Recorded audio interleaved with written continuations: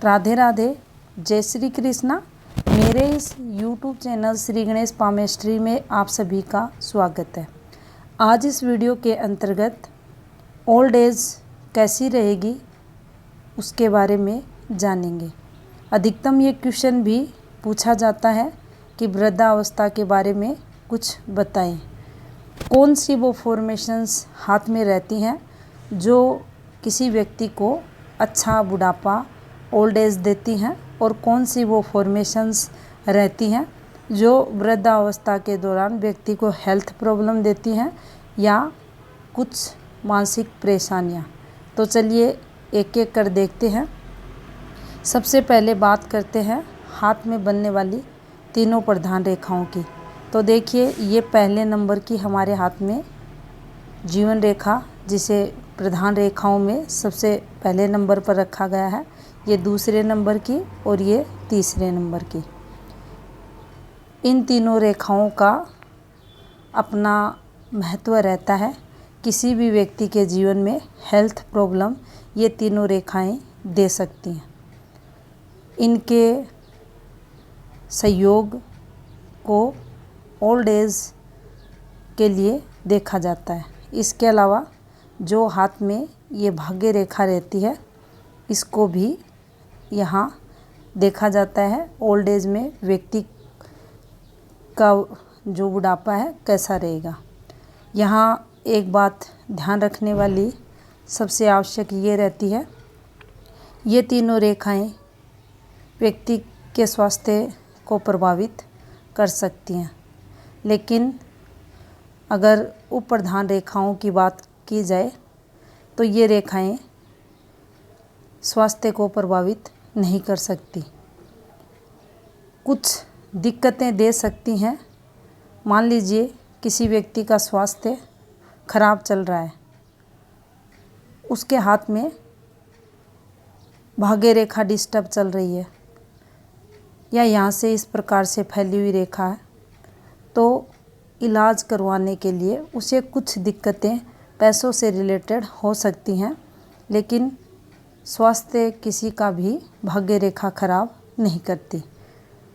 अब बात करते हैं कि किसी भी व्यक्ति के हाथ में देखिए, ये जीवन रेखा और ये माइंड लाइन, ये हृदय रेखा, तीनों रेखाएं इस प्रकार से आपको यहाँ नीचे गिरती हुई रेखाएं हृदय रेखा पर आ जाए या यहाँ पर भी माइंड लाइन से भी गिरती हुई रेखाएं आ जाए और यहाँ आकर जीवन रेखा भी इस प्रकार से व्यक्ति की टूटती हुई अगर दिखाई दे, उस स्थिति में ये व्यक्ति की ओल्ड एज को खराब बताती हैं। कुछ ना कुछ यहाँ व्यक्ति को हेल्थ प्रॉब्लम रहती है, दिक्कतें होती हैं, और इसी के साथ अगर ये भाग्य रेखा भी यहाँ से ये फैल जाए,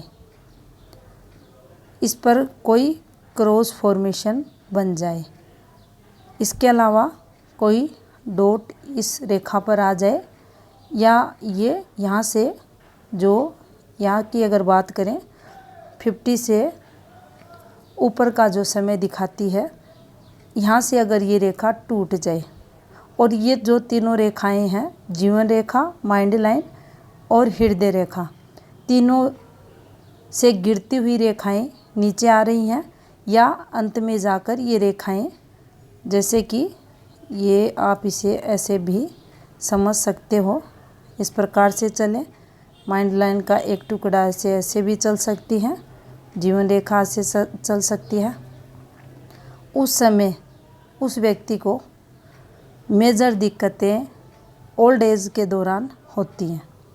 इसके अलावा जब किसी व्यक्ति के हाथ में जीवन रेखा डिस्टर्ब चल रही है, माइंड लाइन अच्छी है, हृदय रेखा अच्छी है और यहाँ से फेट लाइन भी अच्छी चल रही है, तो कुछ यहाँ उसको ओल्ड एज में हेल्थ प्रॉब्लम होगी।